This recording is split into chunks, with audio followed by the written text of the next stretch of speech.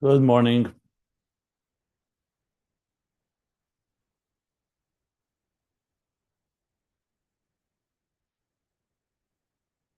Hope everybody's well. So let's continue where we are. So we've concluded for the second time, at least a big part, a part of the conclusion of Hemshech Ayin Beis, which concludes on the page 1477.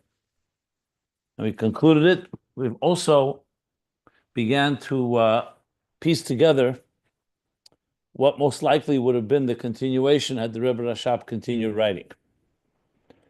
So to sum up, the Hemshech concludes with the three levels of Yichud in Shema Yisrael, Hashem Elokeinu, Hashem Echad, and Baruch Shem, Yichud Tata, meaning there is an existence, and the existence comes to recognize that it is driven by and sustained by the divine, the Ayin Eliki, Yesh Ma'ayin. The Yesh of existence recognizes the Ayin Eliki. Yichud Elah is that the Yesh Amiti, the true Yesh, is Asmos, is Eibishter, it's God. Das Elyon. First one is Das Tachten. The second is Das Elyon, where, from God's point of view, existence is completely insignificant. So it's Yesh to Ayin. But the Eibishter did create a world, and he wants in this world a dir b'tachtenim. Like he asked the question a few pages back, what is the meaning of Reishis Baruch? So you have to say there's a third level that combines both levels of Yichud. This is the Yichud, what he calls the Yichud of Yichud Elah, Yichud Tata. The Yichud Tata is, from God's perspective, is exactly like Yichud Elah, same level of bittul, because the tzimtzum that we experience, God does not conceal anything before God, and the very tzimtzum itself is also a godly faculty, as we've learned. So in that context, the ultimate is recognizing that it's all the mahava echad be'echad. The last words he uses, shegam yichud tata b'chinas yichud kama yichud ilah mamish. Now with that, and that what we learned and what we discussed in the last class that we had, was in the Maimer Hamagbil Shabbos from the Alter Rebbe and the Mittler Rebbe, they continue from here and say that with that the Nefesh Elokis can explain all this to the Nefesh Habamis. Obviously, they don't state exactly that. They don't state this, but clearly it's not necessarily the same level of explanation. But the Nefesh Habamis could come to appreciate and be educated and ultimately affected and then harnessed toward V'ahavtas Hashem Elokecha, which follows Shema Yisrael, B'chol levavcha b'shnei yitzarecha, with both sides of the heart, both sides, the Yetzer Tov, the Yetzer Hara. And we discussed at length what that means. So essentially, all that we're discussing here is understandable to the Seichel Anushi, or what he called earlier the Seichel Anushi of the Nefesh Habamis, the Seichel Hativi, meaning the animal soul could understand these levels. Whether it can experience it quite like a Nefesh Elokis, clearly not. But does not mean it can't experience it at all, and therefore there could be Avahavtas Hashem Elokecha, the ones that Nefesh Habamis can appreciate and experience the divine. As we're discussing it, it comes to B'chol levavcha b'shnei yitzarecha. Now we don't know what level of Ava that is. Does it reach the third level? The Yichud Tata, that clearly it reaches. Yichud Elah doesn't say it explicitly. And especially the Yichud of both Yichudim, does the Nefesh Habamis access that as well? So I believe when I taught the last class, I said that it makes sense to me that to some extent, all three levels can be experienced by the Nefesh Habamis. And obviously, commensurate to each one of us, because each of us is at a different level. But the most important thing is that we have to start step by step, wherever we are. But the fact that he's explaining all three, and he's explaining it in this Maimer, especially the Rebbe Rashab elaborates, you have to say he's not just explaining it for the Nefesh Elokis point of view. He wants it also the Nefesh Habamis. And when we learn it right now, our Nefesh Habamis is engaged in it, and there's a certain gishmak, a certain understanding, a certain pleasure even in understanding it. It's not purely a Nefesh Elokis experience. Nefesh Habamis could appreciate these higher levels of Yichud. Again, the extent is all relative to the individual. So that's more or less summing up where we're up to. What we said we were going to do, at the suggestion of some of you, was to continue, instead of me saying it only verbally and orally, what would have continued to be the what most likely would have been the Hemshech here, the continuation, and the answer to questions, that we would do that inside, since I wrote, and I'm almost finished actually. I'm just a little few more, not much more time that I need to finish the whole essay, to go over the essay that I wrote that does exactly this. Goes over the parts of Ayin Beis that were left unfinished, and step by step has to piece it together. So I'm ready to do that if you guys are ready, unless somebody has any questions. And obviously there'll be more details. It'll also be in writing so we can see it inside. So in order to do it effectively, and if you want to follow along, let me see here. I have it all. I joined all the parts together in one long essay. I'm going to post it right now. What I'll do is I'll post it on our group, Ayin Beis group, so you could access it. It's a Word document. You could either download it, you could print it at some point, and then I'll have my office put it up on ayinbeis.com, so you could access it there as well. So just give me a minute. I didn't post it yet. Let me do it from my computer. It'll be easier. 1 minute. I'll be back in a moment.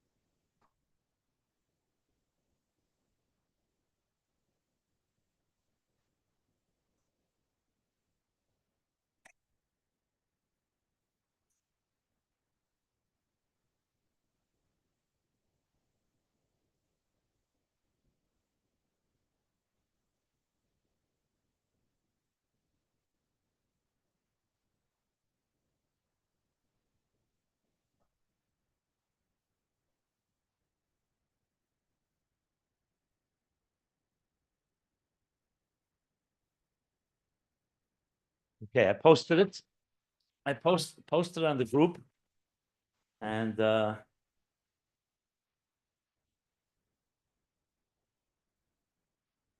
if you want, you can follow. I'm gonna be reading that right now. Let me open it myself.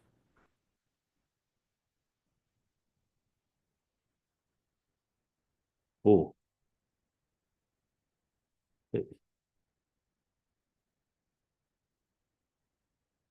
I see it's not formatted properly, but good enough for now. I'll format it properly.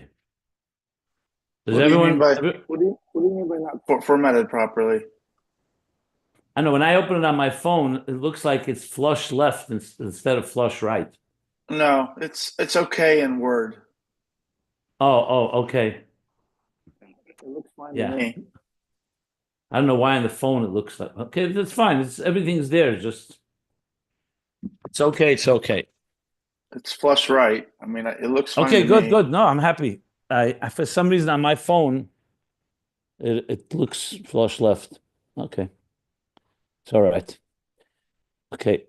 I also want to tell you the reason I was delayed a bit is because my flight, I was coming back from California yesterday. I was supposed to come back last night. They ended up coming back this morning.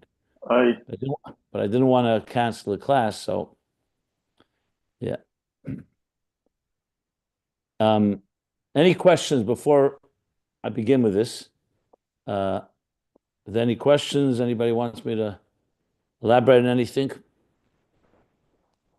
I'm happy to do so. If not, as I said, we're going to be discussing all this in more detail here. Okay, so this is something what I wrote. I felt an important contribution, if I may, because the Hemshech was never concluded, and we have, thank God, we were blessed with the Maimorim HaMagbil Sheves and other sources that I thought it would be really important, if possible. I wouldn't have gone out on the limb and just speculate what the Hemshech, the continuation would have been, unless I had some real strong bearings. Let's put it that way. Some strong under what's the word I want to use? Pillars. And now that we have found all that material and we have the questions that the Rebbe Rashab himself articulated and left open and themes that were not finished, I felt that I can go and at least b'derech efsher, meaning possibly suggest what would have been the continuation. So I put it in writing. As I said, it's right now in 6 parts. They're all included in this file. So we don't have to go anywhere else. Everything is in one file. I have one more 7th part, probably 7th. Maybe I may break it into 2, but probably be one more. We're not there yet. So as soon as I have it, I'll include it into this file as well. We'll have one big, long essay. So, and this was published in the local, one of the, here there's publications that the Rebbe encouraged that students in yeshiva here should contribute to there, right? It's like a journal that comes out every 2 weeks here in Halatorah. There's another one in other yeshivas. So I submitted it there because it's a good platform. People read it, people who are learning. It's a good platform where people discuss back and forth. I actually also wrote that people should, if they wish, would like to comment on it. And so I'm going to read, I'm reading my own material, a little awkward for me, but I'll do it anyway. This is my own writing here now. So since we see him Hemshech Terav, you all can see it. You don't have to, by the way, just like with the text in the Maimer, I'm going to explain everything in English. But if you want to follow in the actual text, you can look it up on the group right now. So Toida L'Keil, thank God, thanking God, Shezachisi, that I merited to give a class for a period of 12 years, the last 12 years, in Hemshech Ayin Beis of the Rebbe Rashab. We started studying it Tafshin Ayin Beis. That means 2012, which is the centennial from when the Maimer was actually began by the Rebbe Rashab, or Shavuos, 1912. That's Tafresh Ayin Beis, was 1912. So we began at the centennial approximately. And with God's help, throughout this year, we concluded it. We concluded studying it. So basically a good 13 years, 12 years. I don't know if I'm going to read every word that I write, but I will sometimes read. Anyway, Ulam, however, it's known, we didn't merit for the conclusion that the Rebbe Rashab should conclude writing the whole Hemshech. Even though Avshad Mur Nishmer Kosav Hemshech Mishnas Terav Ad L'chol HaPoches Shnas Tafresh Ayin Ches, even though we do know that he wrote the Hemshech at least starting 1912, but at least till 1918. How do we know that? Because we see Kinir Mitziyunai, the Dibra Amas, we see that he cites in volume 3, we see he cites Maimorim that go all the way to Purim on page 1472, and other discourses from that year.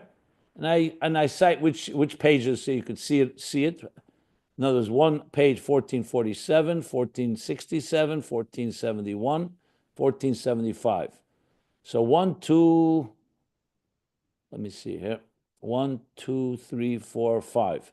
5 citations that go back to 1918. So that's a clear evidence that Rebbe Rashab was still writing the Hemshech in 1918. But we don't know what happened afterwards, as I say right now. Karalis Talkuse Betofresh Pei. Perhaps he continued writing it close to the time when his Talkus, which was the second day of Nisan in the year 1920, Tofresh Pei, but we can't know for sure because he doesn't cite anything from 1919 or 1920. But it's not proof because it could be that he wrote it then, he just didn't cite anything from then. So we don't know for sure. Which means that would mean that if he started in 1912, it would span for 7 years for sure, till 1918, or 7 years, let's say. And if it went all the way till the end of his life in this world, it would have been 9 years. Avakanida, but it's obvious, and we see that from the manuscript that we have, his handwritten, his own original manuscript, that he never had the chance to finish the Hemshech.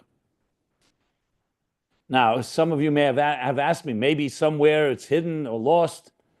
It's very unlikely because the Friedrich Rebbe was obviously alive. He had the whole manuscript, and he doesn't have anything more. And there's nothing in the Rebbe's library, nothing in the Rebbe Rashab's library. So you have to say that he wrote something and kept it completely secret and hid it somewhere. It's not likely, just to rule out that possibility. I mean, if that indeed happened, that would be great if we can find it. But for all practical purposes, that's all we have in the Guf Tzavik Kedesh. I should also add that the Rebbe made a point to make a copy of the whole manuscript. He told us that in Tavshin Lamed Zayin, when the Rebbe said to print the whole Hemshech Ayin Beis, he said that the Friedrich Rebbe, his father-in-law, gave him the whole manuscript to protect, to keep safe because of the upheavals and the travels and the wars. So the Rebbe said he right away went and made a copy of the whole thing. So that again seems to indicate that there was nothing more. So bottom line is, we don't have the conclusion of the Hemshech.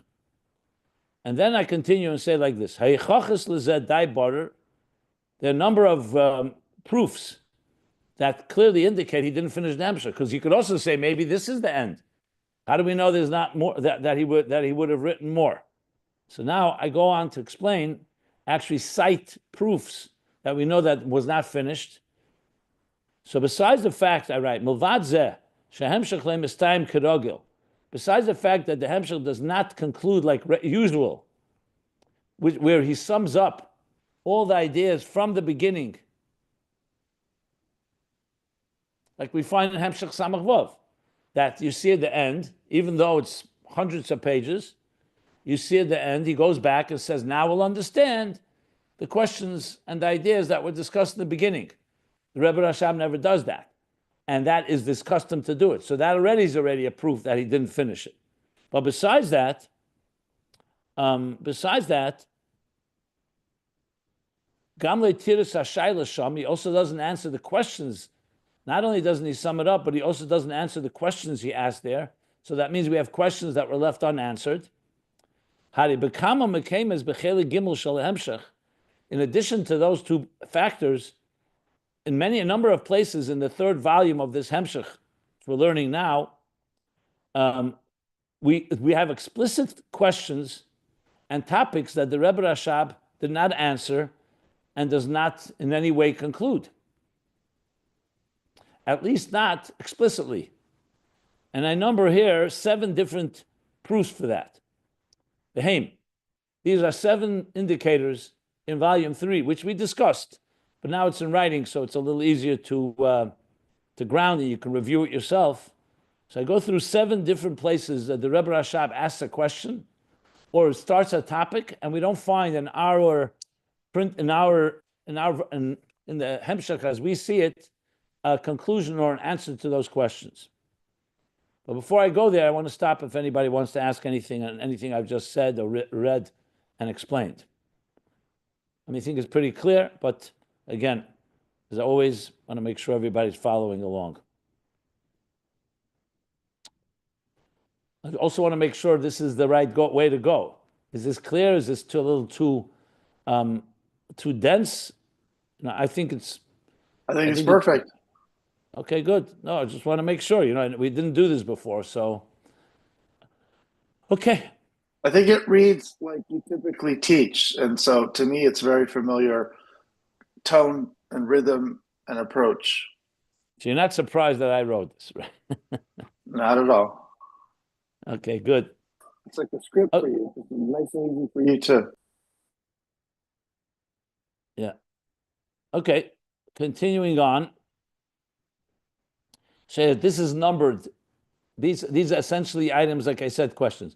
But Amid Aleph Reish Pei Vav, and these are pages that we're learning. This is Hemshech in volume 3, page 1286, and again on page 1348.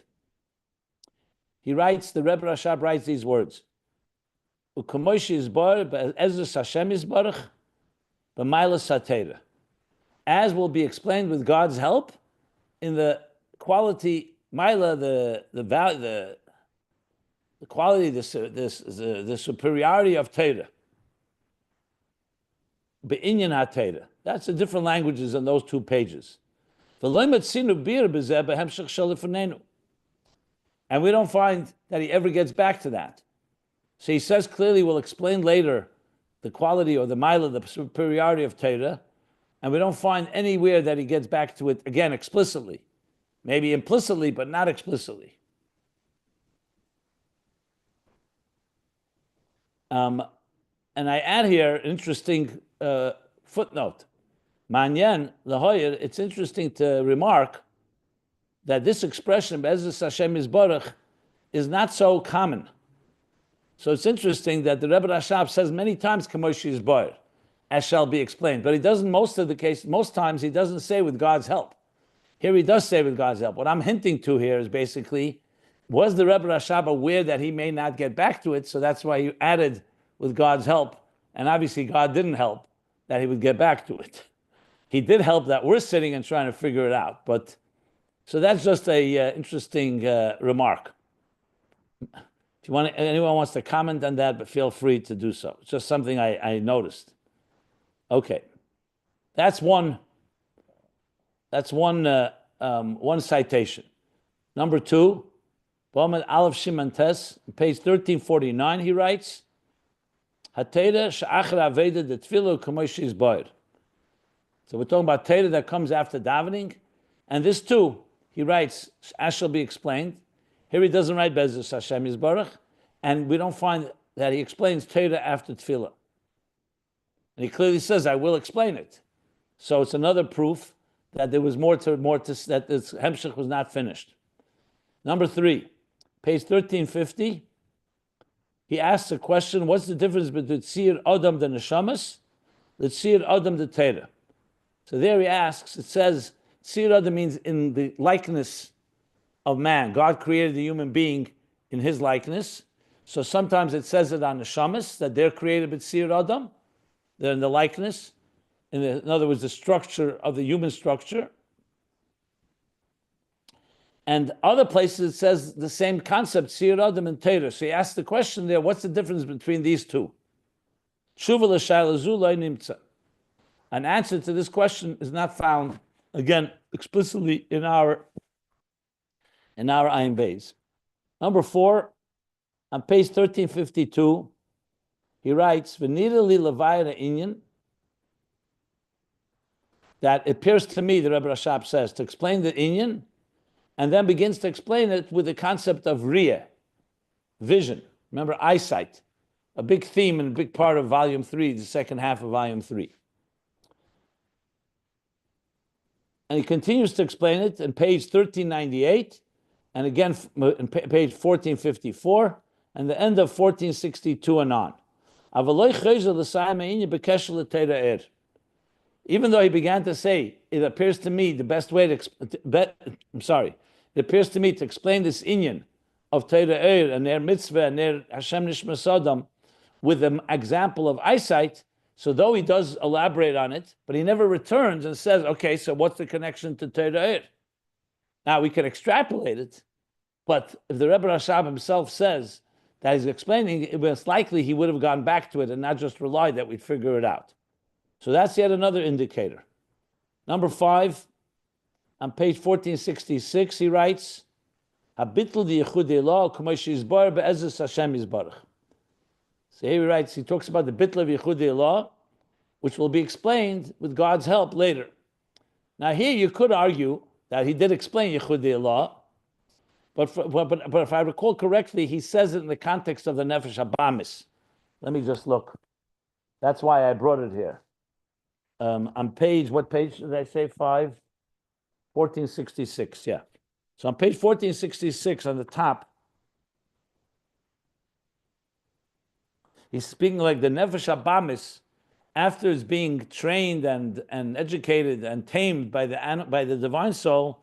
It says then it gets encompassed in the Eir Eliki of the Nefesh Elokos. V'hainu b'chinas habitul di'yichudei Allah. So here he explicitly says that the Nefesh Habamis does experience the higher level of Yichud. He doesn't talk about the third, but the second for sure. And here he says, Hashem Yisbarach.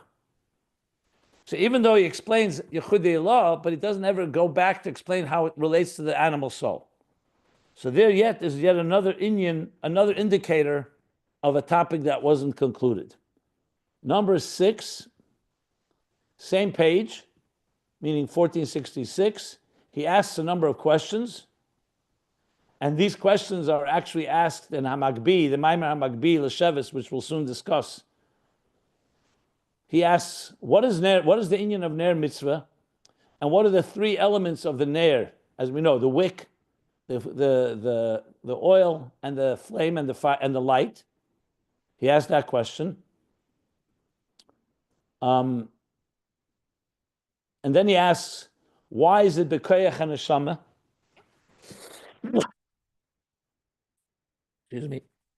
Excuse me. The second question he asks is, why is it the power of the soul to achieve that, to affect the animal soul? And finally, he asks the third question, how could the neshama cause a bittul in the animal soul when the animal soul is driven by its own yeshus, its own interests?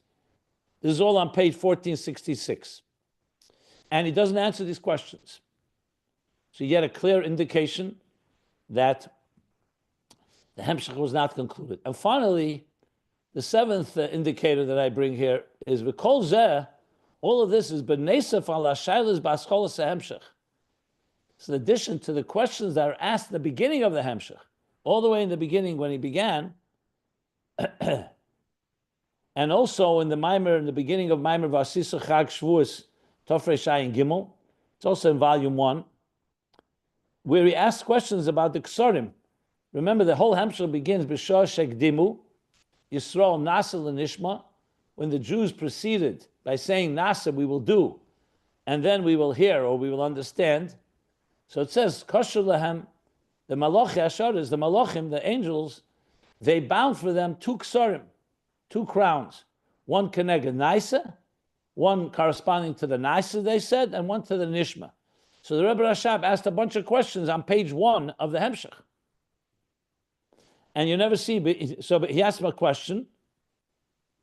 Kimafurit l'kamon, as I explain, as I detail later in chapter 7 of this ha'ara, meaning the end of this long essay, is where I spell out what those questions are, because that's the last thing I address, obviously. And he doesn't answer those questions. So yet again, an indication, I already alluded to it earlier, but an indication, all these 7 proofs that the Hemshech was not concluded. Obviously, I didn't just enumerate it just to prove it, but because I want to go ahead now and try to figure out what would be the answer to these questions and what would be the conclusion to these themes that were not concluded by the Rebbe Rashab in any explicit way. Okay. Clear? Any questions on what we just read? I just wanted to understand point 3, question 3 better. That I guess the point was the Rebbe Rashab didn't explain the difference between likening. He asked a question. If you have Ayin Beis in front of you, Yes. go to page 1350, and he asks a question there. The question he asks in the language here is Where on the page? around 10 lines from the top. Okay.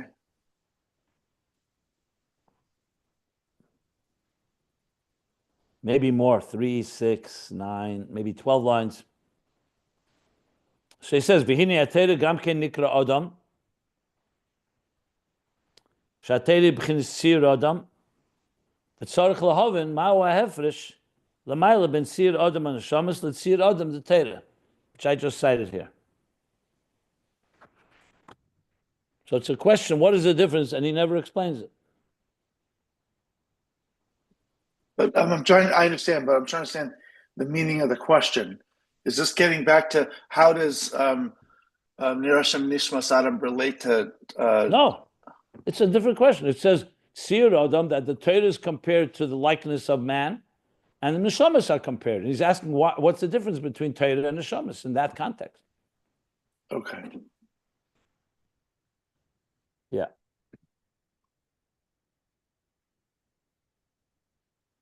You'll see from the answer later that it'll help you understand the question too. Mm-hmm. Okay, so now, anybody else? Everything clear so far? So now I write was tut man. So what do? We have all these unfinished questions and themes and ideas. So b'derech klal b'kagoyin da, generally speaking, in such situations, there's no choice. We have to just sadly accept that we don't have the conclusion. Unfortunately, there are times that we have the conclusion of our mimer. Sometimes we don't. We have to just accept the fact that we missed out on whatever reason on the conclusion of the Hemshech. Like, for example, I give two examples one example really. In the Hemshech of Shvuas Tofrei Samach Hey, it's another Hemshech of the Rebbe Rashab. In the Tofrei Samach Hey is earlier, 1905. So there too, he didn't finish the Hemshech. Oyafilu Seif Shari Yichud V'Amunah. And we know Rabbi Aaron Strasheller writes that the Alter Rebbe never concluded Shari Yichud V'Amunah. There's 12 chapters, and Aaron Strasheller writes that he didn't finish it. But there I write that perhaps you can distinguish, because even though it's true he didn't finish it, but the way the Rabbeim learn it, we have the conclusion after the 12 chapters. And in most editions of Tanya, it doesn't say Chosar Asiyim or anything like that. But regardless, those scenarios, you could say we don't have a conclusion. So we have to say in Hemshech Ayin Beis, maybe that's the same thing. It suffers the same fate, that we just don't have the conclusion. However, B'nidin Dedan, to our surprise, in our case, to our surprise, we merited to something quite unique. Da Yechudi. B'Hashgach Al Yena, divine providence, we have the source material from the siyum of this Hemshech. Meaning the ideas the Rebbe Rashab writes about here, we could easily trace to Maimorim that were written earlier, namely, we'll soon see the Maimer of the Alter Rebbe and the Mittler Rebbe. So the foundation of the last 124 pages of the Ayin Beis, from page 1350 till the end, actually this is the wrong thing, I write 1478, it should be 1477. That these 124 pages, actually, I think it's more than 124. It's more like 120. I'll get the numbers straight. I'll correct this. That we have 127. Okay, 1350 to 1477. Right. 127. My mistake. Okay, I'll correct that. We have it, and which mimer is that? Who Dibra Maschel Mika Shem Elokeinu Magbil Sheves Shadmur Azokn, the Maimer Mika Shem Elokeinu Magbil Sheves of the Alter Rebbe, Ubiyure B'Teira an explanation in Teira Chanukah, page 35b and on, with the Maimer was said Chanukah Tov Kuf Samach Zayin.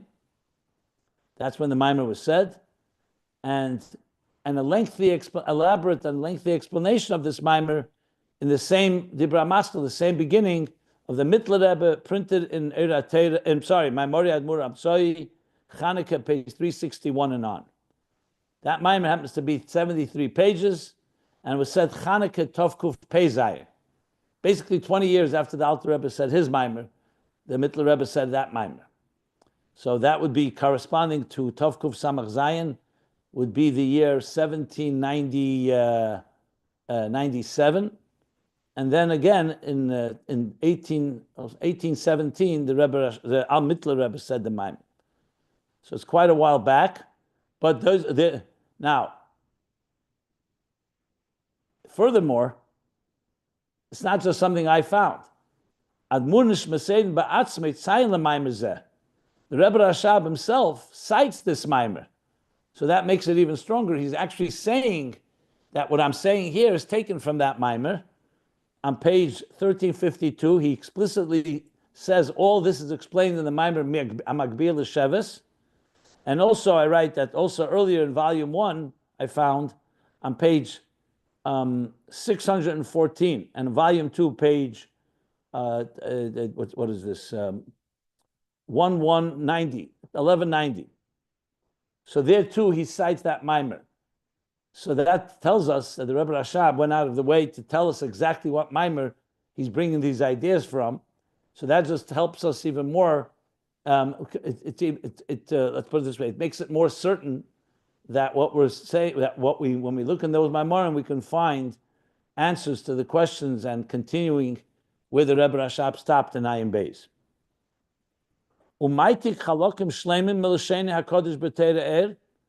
And the Rebbe Rashab actually cites, he quotes, he actually lifts language, entire sections from the Alter Rebbe's words in Torah and primarily from the Mittler Rebbe's Maimer, as I will quote and explain later. So bottom line is that this situation, we don't have to just give up and say we don't have the conclusion. We have these Maimarim that the Rebbe Rashab based what he writes in Ayin Beis, and hence we're able to then start trying to figure out. So the To'elas Harabim, for the benefit of the public, I'm writing this. I thought it would be worth to cite to these explanations in these Maimarim of the Alter Rebbe and the Mittler Rebbe respectively, and to make it easier on the readers, I'll do it in 7 different chapters and work our way from the end of the Hemshech back to the beginning. Meaning, first answer the last questions and finish the last topics and work our way back all the way to the beginning of the Hemshech, which is about the Ksarim, as I said, the questions he asked all the way page 1. Now, obviously, it should be stated, qualification that all this is Lefi Aniyas Daiti, according to my humble understanding, and on my own, I take full authority and I take full responsibility, and I ask the readers of this essay for their comments, for their reactions, their comments, and their illuminations. V'im shegisi Hashem yechaper ba'adi, and if I made a mistake, God should forgive me. Okay. So that's my so-called introduction, which lays out the case that the Rebbe Rashab did not finish the Hemshech, and yet he left us with definitely questions and ideas that were not concluded, but we have, thank God, the Maimarim of the Alter Rebbe, Mittler Rebbe that can help us piece it together, and that's what I will attempt to do in the next 7 chapters. Here, it's all part of this one essay.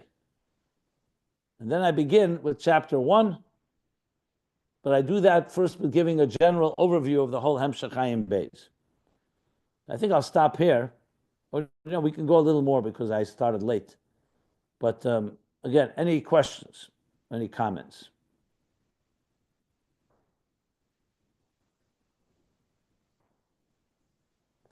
Okay. Is this easier to understand than Ayin Beis itself? I hope so. So far, so good. Yep. Okay. So let's go a little further. Let's go a little on. I'll move on a bit more. So Naschil Ke'esim Perek Aleph. Now I will now begin with chapter 1. Ubagdoma, by prefacing it with an overview, a general overview of the content of Hemshech Ayin Beis. So the next few paragraphs, let's see here,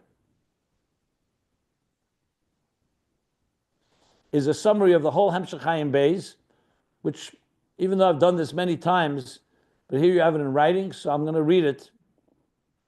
And again, it's all here that you can always review on your own. Ready to go? Okay. It appears that the central theme of this Hemshech, talking about all of Ayin Beis, Hamamutza ben Ein Sof va'Elamus, interface between Ein Sof, meaning God, Ein Sof, and existence and the worlds. And the Hemshech Mevayer bepratis kol hashlovim hadrushim. This Hemshech explains in detail all the necessary rungs. Shlav is like steps or rungs of a ladder. Kamoy madrega shel sulam, like the steps of rungs of a ladder. Ba'avnei madrach, or like stepping stones that help a person travel. So it goes through all the details of every step of the way. Liyached alakus b'chayenu ha'artzim be'elam hafizi, to integrate godliness into our material lives in this physical world. So that's the general theme of Ayin Beis. Basically a blueprint of an interface of how we connect ourselves to God and connect God to us, step by step, in a way that we could integrate it without obviously annihilating ourselves in the process. So with that said, that's like a central theme. And I'll go through basically the main themes of the, I don't cover all the themes of the Hemshech. I only cover key points. And I'm relying that you can fill in the rest once you know the general gist of it, the general direction, the general trajectory, like we like to say. So now it begins, the Rebbe Rashab begins with an explanation, Be'bir Inyan HaKeser. Right, the beginning of the Hemshech, after he asks the opening questions, he says, let's explain what is Keser.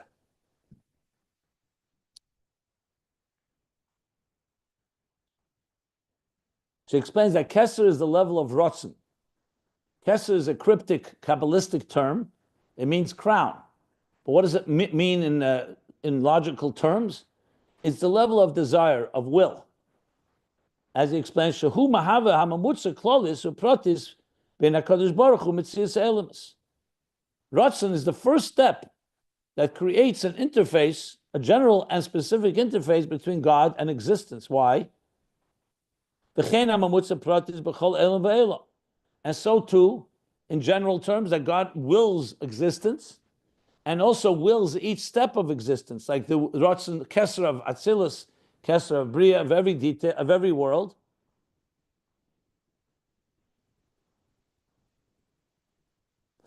And he explains how. I'm just adding, because if you don't have a will for something, if I don't have a will to sit here and give this class, there'll be no connection between us in context of this class.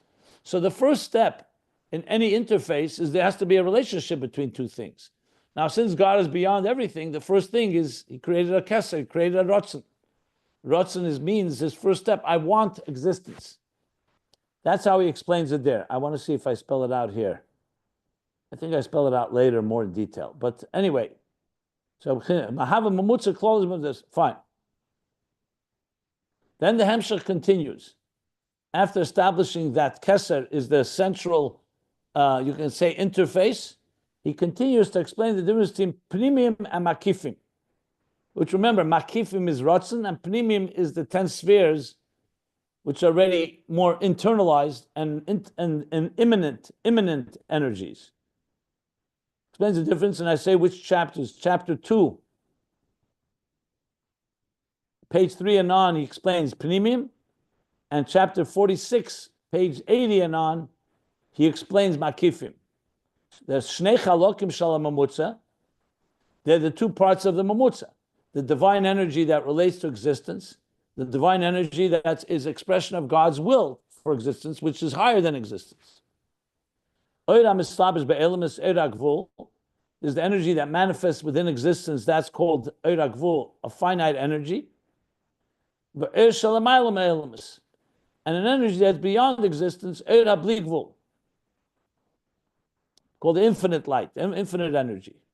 And then he breaks it down further into three levels in the spheres of Mamal Kalalman, and three levels in Makif of Keser. Again, I cite here the sources. I don't have to read that. I just write which chapters each of these themes are discussed. Okay. Another way he puts it is the energy within the cosmic order and the energy that's beyond the cosmic order. And he compares the difference between Ovis and Matan Teda. The Ovis is the energy within existence. Matan Teda introduced a new energy beyond existence. And again, the sources, the pages are here. The Chibur Shneim Yachad. And the joining of both of them. Now you might immediately see the connection right here if you apply yourself to what we're learning here. Yichud Tata, Yichud Elah, and the Yichud of both of them. But I'll address that later, obviously, when the whole thing is connected together. So, but this is still a summary of Ayin Beis without knowing where we're going, where we're headed with this. Mamshech Levayir, the Rebbe Rashab then continues to explain that these two levels are both included in the Bechinas Aleph, the letter Aleph. When you say Aleph, Beis Gimel, the first letter of Anochi, which is Chochmeh. So Aleph is also connected Aleph and Pella. So Aleph is Chochmeh, that's Pnimi, that's immanent, internal energy. Pella is wonder, is like Rotz and Keser, and it explains it in two ways. Two explanations in Zohar. Aleph is Asis v'Keli lepella. Aleph and Pella are the same letters. Or there's a deeper explanation in Zohar that the Aleph is actually the very level of Pella. In other words, two ways we integrate Pnimi and Makif. One is that Pnimi is the same letters and is like a Keli for the Pella, for the wonder, for the transcendent, or they're actually one. Okay. Now there are two ways that we create this interface, the Yichud, between Keser v'Ishtalshlus, between Makif and Pnimi. One is, and these correspond to the two explanations in Aramimcha Lekai HaMelech. You probably recall me mentioning it many, many times. That explains Aramimcha Lekai HaMelech means, can interpret it, Yichud Momayla Lamato, that your Mamshech Aramimcha, which is Keser, into Lekai HaMelech, which is the divine that manifests in existence, the Yichud Momata Lamayla, or the opposite. You're elevating, Aramimcha, I will elevate and exalt Lekai HaMelech. So it's one is you're drawing it down, the other is you're elevating the bottom up, from the bottom up. And this is explained on chapters 305 and on. Okay. And these two methods, top down, bottom up, is the difference between Torah and Tefillah. And here again, the pages and the chapters are all quoted here. And now he explains the difference between and the value and the advantage each of them has. Because why do you need both? Because each has something the other doesn't have. I don't spell out what the quality in each one is. Later in this essay, I do. Here I'm just really being very brief, just to lay out the lay of the land, so to speak. Okay, now he continues and says like this. In next chapter 384 of the Hemshech, he begins to explain at length the level of Avodah Mamat L'mayla, which is Tefillah, the work Mamat L'mayla, and he does that by explaining, according to the Torah of the Rat Magid, on the pasuk Aseh L'choshtei Chatzetzes. This is the yichud of the two half images. Chatzetzes comes from the word Chetzi Tzura. So you're taking two half images and you're connecting that. And this explanation spans for 559 pages. till the end of 1349 in volume 3. So already now in this summary, already up to the middle of volume 2, and it goes all the way to volume 3.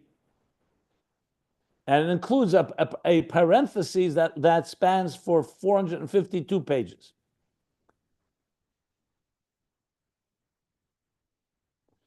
But now he continues and says, but we need to understand, if you're going to unite the divine and existence, so in the Maimorim of Pesach, this is the middle of volume 2, he asks, how do you connect godliness with the worlds of Biyah? It's one thing to connect it to Atzilus, because Atzilus is a divine world. But Biyah comes after the Parsa. Since it comes after the partition, so the partition means that existence can't exist without a filter. So how could existence ever experience the divine that's higher than the filter, so to speak? How can we integrate the infinite divine that's pre-Tzimtzum with existence which is post-Tzimtzum? Because the entire existence is predicated on the fact that we need a Tzimtzum. And without a Tzimtzum, there's no room for existence altogether. The central question that we've discussed many times as well. So that's the next part of the Hemshech here, asking that question. Oh, I see I have to add the page numbers. I don't have them here. Okay. I'll do that later. And he explains that the way to do it, what's the answer? Is by transforming hafichas hatzimtzum ayidei avedus ha'adam. That our work and our effort is what achieves that. When we work and refine ourselves, we're ultimately refining the tzimtzum, and the tzimtzum ultimately becomes, instead of being a filter that separates, it becomes an interface that connects. And a big part of this explanation, starting from the Maimorim of Shavuos of that year, are based on the pasuk V'yadaita Yem v'shavesa levavecha ki Hashem hu alikim b'shamayim emal v'aretz mitachas ein oid. As he explains that this is the avodah malmata lamayla, primarily through davening, tefillah, in contrast to the pasuk Ata areisa ladas ki Hashem hu alikim ein oid milvadei, which refers to the avodah malmayla lamata primarily through Torah. Okay. Now,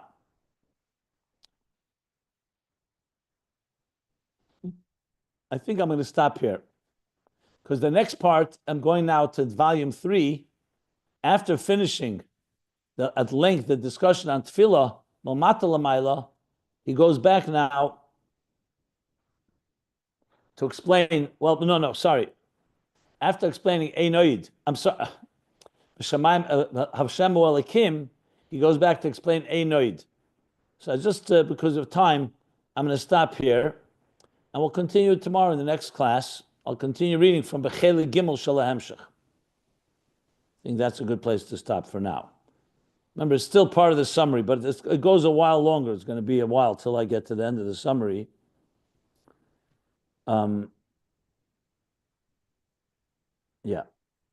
But we're moving along here. Any questions? So this is basically like a companion to the Hemshech.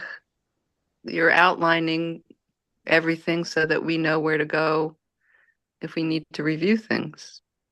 Absolutely. It's the Cliff Notes. It's the Cliff Notes. Yeah, that's what I was thinking too, the Cliff Notes, but I didn't want to say. Well said, Steve. But you see, I didn't give you the Cliff Notes before we learned the Hemshech. We're giving it to you after. Well, you know what? It's good either way, because we have to keep learning it, right? Well, Yeah. it's even more. I mean, he's telling us what the topics are, but he didn't explain how it works. So it's just a teaser, really. No, but it's very helpful. Yeah, but the reason I'm doing this is because before we get back to how to answer the unanswered questions and themes, by understanding the whole flow, and then combining it with other Maimorim, you'll see how it all comes alive.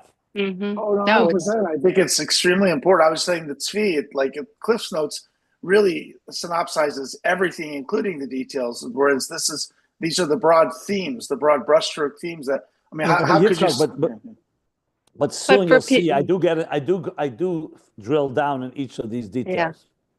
Also for people like me who only learned the last basically 100 pages of it, this is extremely helpful because I can go back and look at and listen to those talks, to By all get means. I mean, I did it for this reason to help people learn Ayin Beis properly. It's exactly.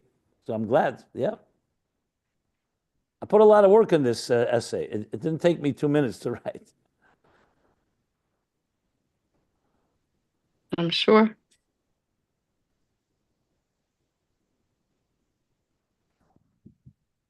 Okay, good. Good.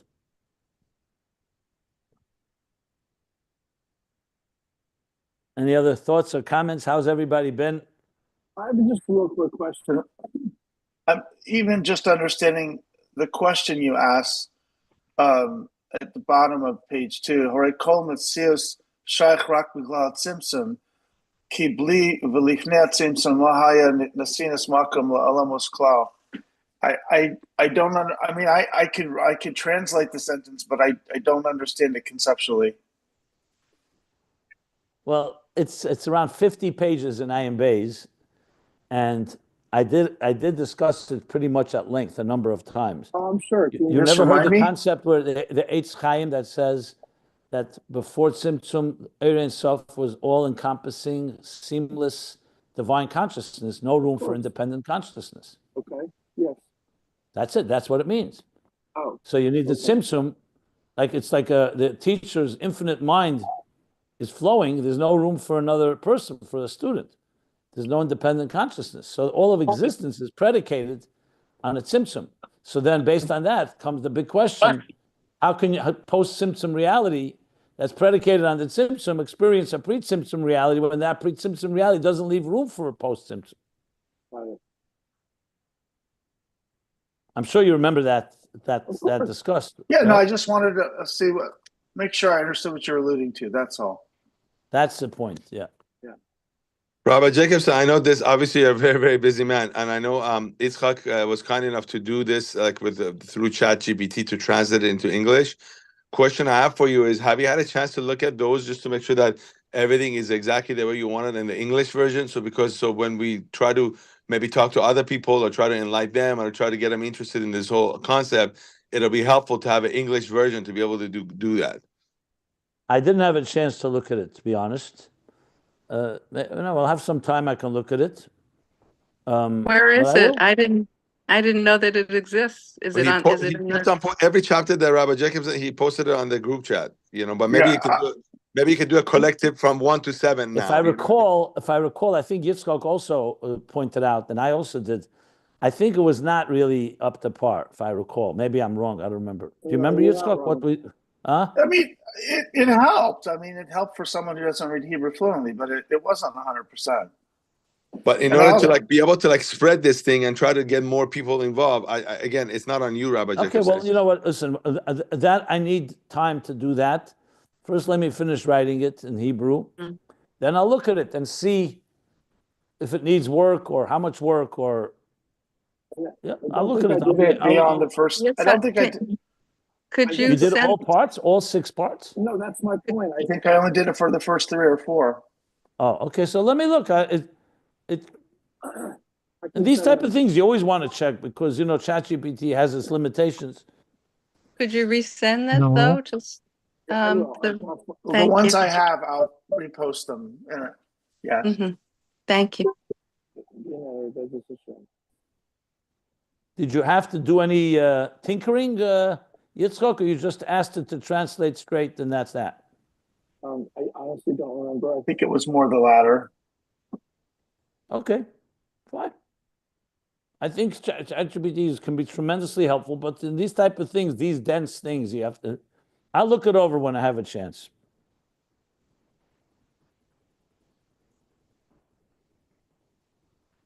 Okay.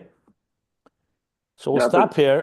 I don't even know how to refer to it. I'll stop here at I don't know what page I'm Beginning on of in the the first full essay. paragraph on page 3. Is it page 3? I'm looking at my phone. It's Yeah, on in Word. It's page 3. Yeah, it's the first full beginning of the first full paragraph on page 3. B'chelek gimel shel hemshech. Okay, good. I'll print it out for myself as well. It would be a I'll- good idea. You should number the pages in your. It They is. are It's not numbered. numbered in Word. It is numbered. I don't know. Maybe I'll turn this into a PDF because some people don't have Word. Everybody has Okay. PDF. But maybe wait till I correct a few of The page numbers and things like that. Yeah. And the page numbers, yeah. Okay, sure. And we had good regards from Hancock Park, California. Was really good. Very beautiful Shabbos. A lot of farbrengen. Your talk with Rabbi Soloveitchik. I know you did it once before in Florida. Was it similar to that? No, very different. There was about faith after October 7th, I believe.